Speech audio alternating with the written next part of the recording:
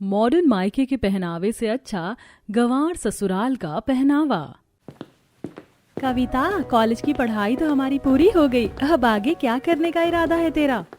पायल, हम city classes join कर लेते हैं, 6 महीने का कोर्स है, हमारी स्टडी अच्छी हो जाएगी। हाँ, बात तो सही है, मैं एक बार घर पर बात कर लेती हूँ।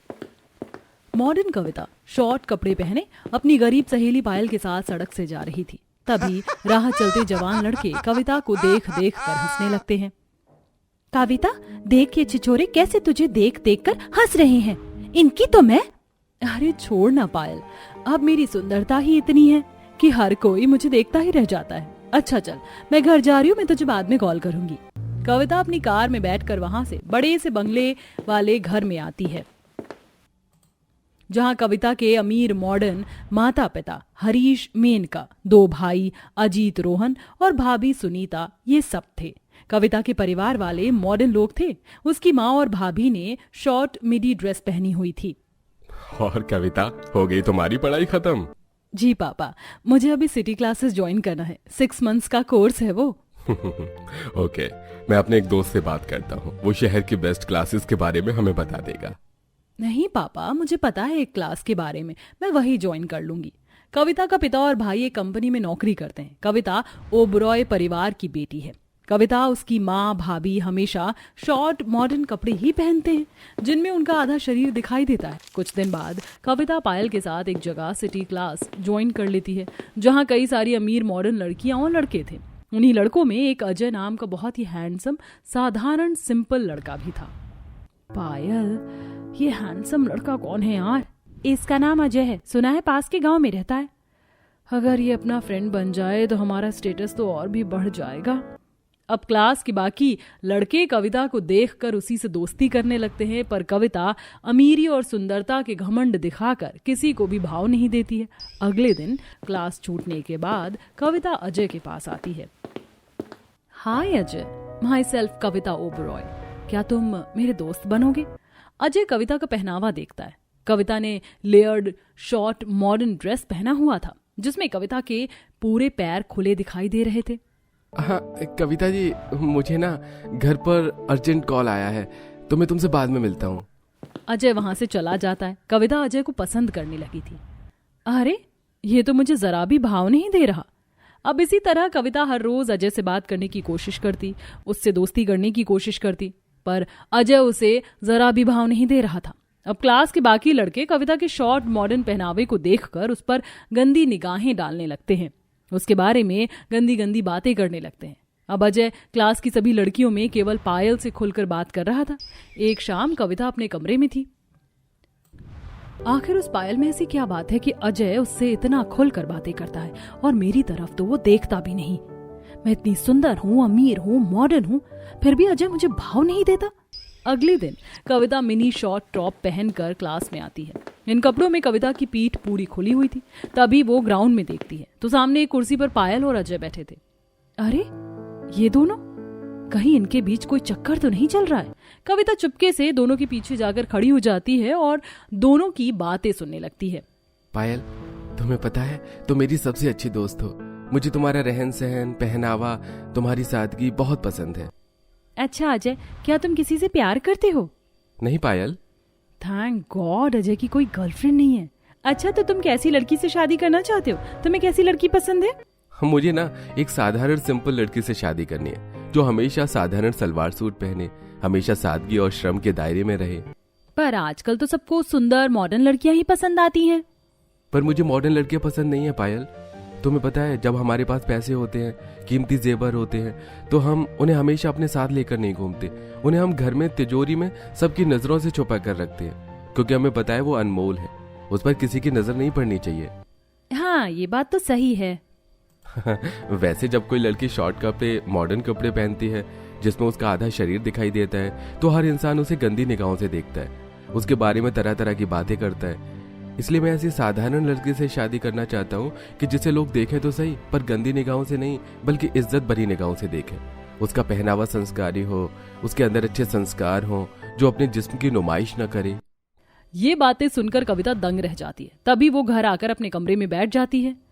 वैसे अजय की बात तो सही है, मैं हमेशा जो ऐसे मॉडर्न शॉर्ट कपड़े पहनती हूँ तो हर कोई मुझे गंदी निगाहों से देखता है, मुझ पर हंसता है, मुझ पर हवस भरी निगाहें डालता है और कोई मेरी इज्जत नहीं करता। कविता को भी अब अपने पहनावे से शर्म आ रही थी।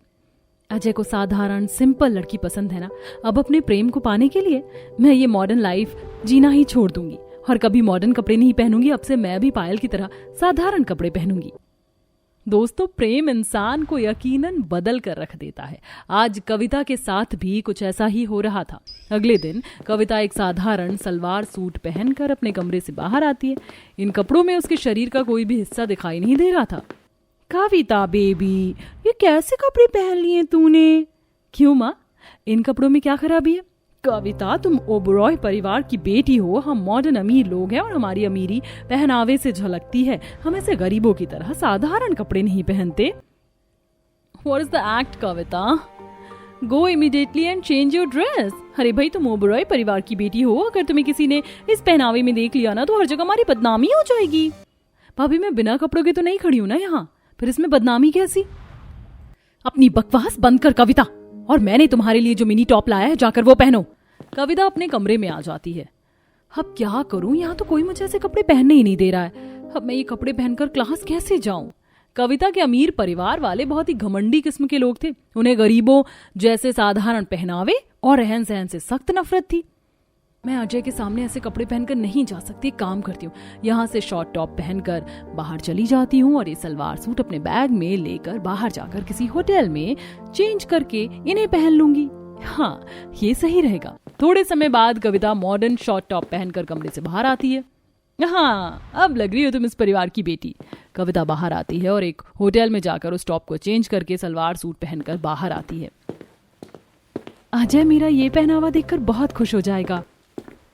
तभी कविता सड़क से जाने लगती है तो कुछ लोग उसे देखते हैं, फिर अपनी नजरें नीचे कर लेते हैं। अरे, जब मैं मॉडर्न कपड़े पहनकर जाती थी तो हर कोई मुझे देखकर मुस्कुराता था, मुझे गंदी निगाहों से देखता था, और अब इन कपड़ों में कोई मुझे देख ही नहीं रहा है। सच में इंसान के पहनावे से ही लोग उसकी इज्जत करते हैं। कविता क्लास में आती है तो जो लड़के पहले उसे गंदी भरी निगाहों से देखते थे वो अब कविता को इज्जत भरी निगाहों से देखते हैं। वाह, बहुत सुंदर लग रही हो तुम कविता। हमेशा ऐसे ही रहा करो, क्योंकि सुंदरता हमेशा सादगी में रहने पर ही झलकती है। आज सही मायनों में तुम एक अच्छे परिवार की संस्कारी लड़की लग रही हो। थैंक्स अजय, आज पहली बार किसी ने दिल से मेरी तारीफ की है, वरना जो भी मेरी तारीफ करता था वो तो बस हवस भरी गंदी निगाहों वाली ही तारीफ करता था। सच में सिंपल पहनावे और सादगी में कुछ तो बात है। उसके बाद कविता अजय से सारा दिन बातें करने लगी। शाम के समय कविता वापस एक होटल में जाकर फिर से वो शॉर्ट टॉप पहन लेती है।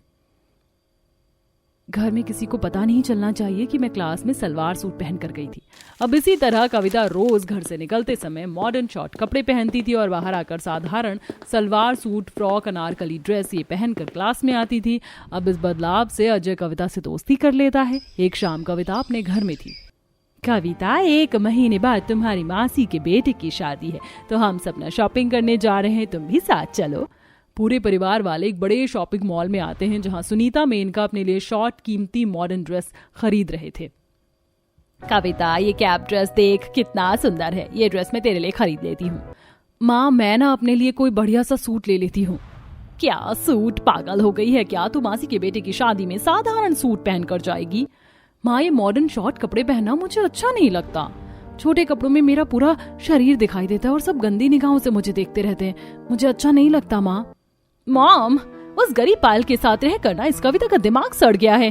अरे, तुझे कितनी बार कहा है मैंने कविता कि हम अमीर लोग हैं और मॉडर्न पहनावा ही हम अमीरों की पहचान है, समझी? अब यहाँ भी सुनीता मेनका कविता को साधारण कपड़े नहीं खरीदने देते। कुछ दिन बाद कविता, अजय, पायल तीनों क्लासरूम के बाहर थे। कविता, पायल, कल मेरे घर पर एक बहुत बड़ा प्रोग्राम है। मेरी बहन ने एक बेटी को जन्म दिया है और कल उस बच्ची का नामकरण है।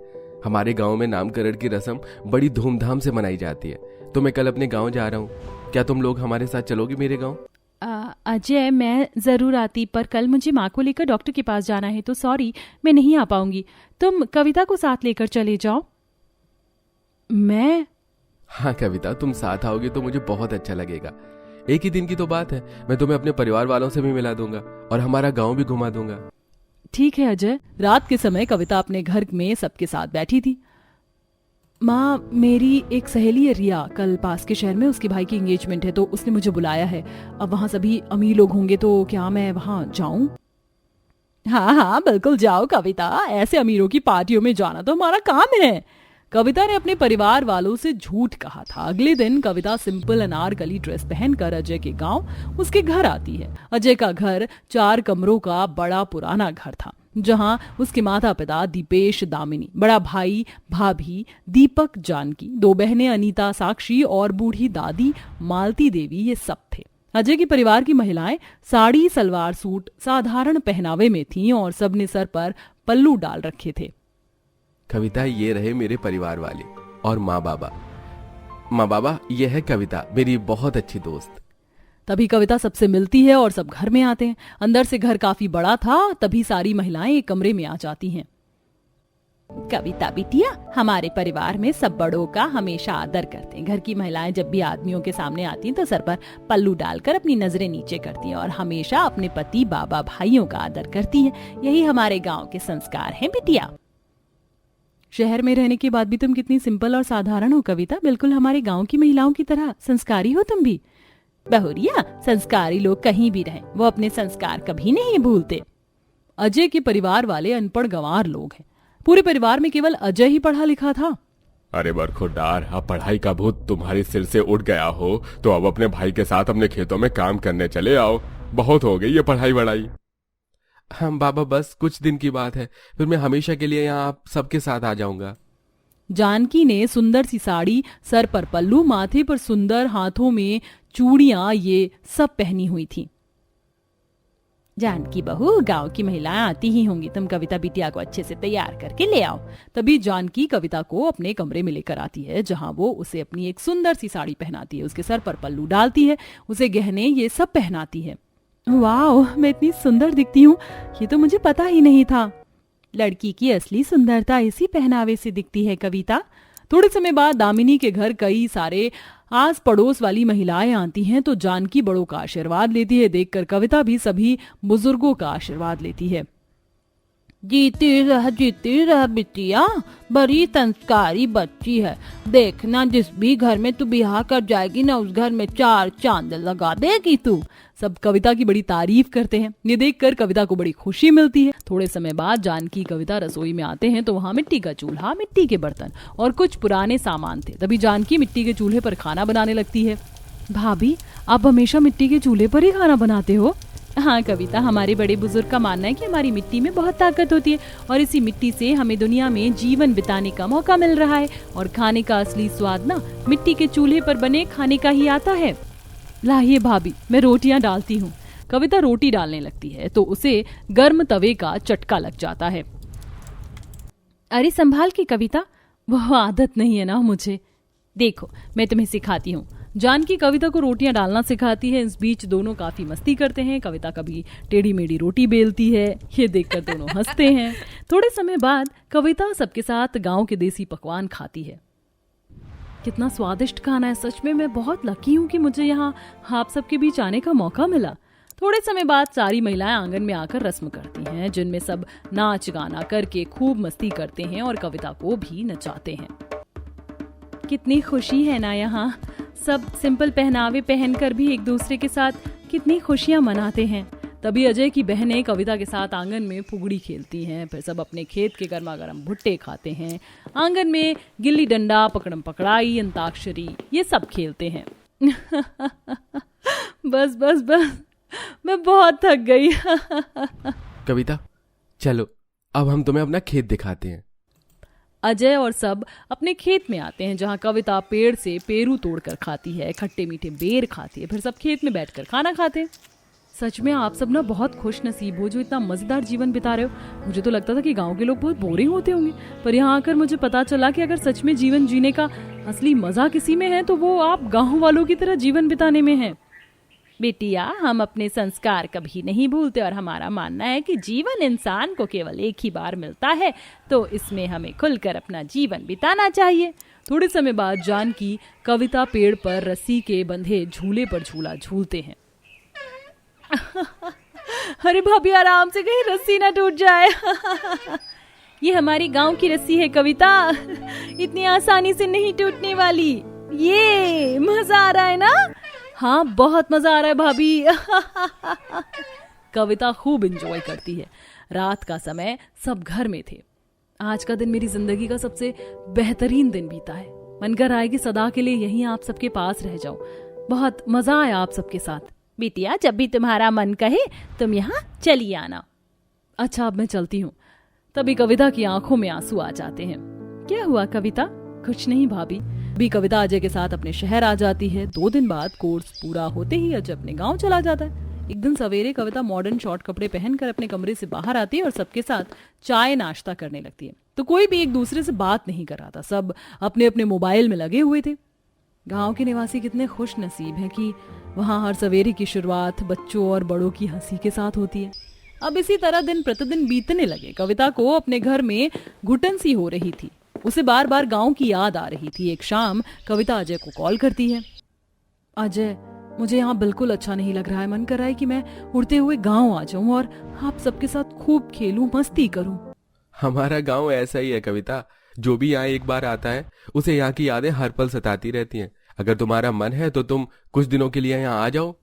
कुछ दिनों के लिए नहीं अजय, मैं हमेशा के लिए तुम्हारी दुल्हन बनकर तुम्हारे पास आना चाहती हूँ। क्या? हाँ अजय, मैं तुमसे बहुत प्यार करती हूँ और मैं तुमसे शादी करना चाहती हूँ। अरे प्यार तो मैं भी तुमसे बहुत करता हूँ कविता, पर क्या तुम्हारे परिवार वाले मानेंगे हमारे रिश्ते के लिए? क्योंकि तुम ठहरी इतने बड़े अमीर परिवार की बेटी और मैं ठहरा एक गांव का मिडिल क्लास परिवार का बेटा। हाँ मानेंगे वो अजय। अगले दिन कविता सबको अजय और अपने प्यार के बारे में बताती है। क्या तू गांव में रहने वाले गंवार परिवार की बहू बनना चाहती है? जी माँ, और अगर मेरी शादी अजय के साथ नहीं हुई तो मैं अपनी जान दे दूंगी। Are you mad? तो बुराई खानदान की बेटी है, गंवार गरीब के घर की बहू बनेगी। जी भाभी, क्योंकि जीवन का असली मजा क्या है वो मैंने वहां जाकर ही जाना है। ये पैसा, ये अमीरी हमेशा ऐशो आराम तो हमें दे सकते हैं, पर खुशियां ये हमें कभी नहीं दे सकते भाभी। इसीलिए मेरी शादी होगी तो केवल अजय से ही होगी।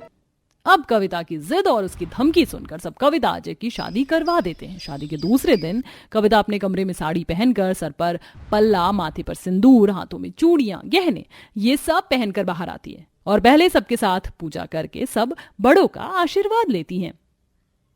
कविता बहू, अब तो तुम हमारी बहू बन गई है। अब तो तुझे रोज मेरे हाथों के बेसन के लड्डू खाने होंगे। ये सब सुनकर हंसने लगते हैं। जी जी दादी सा।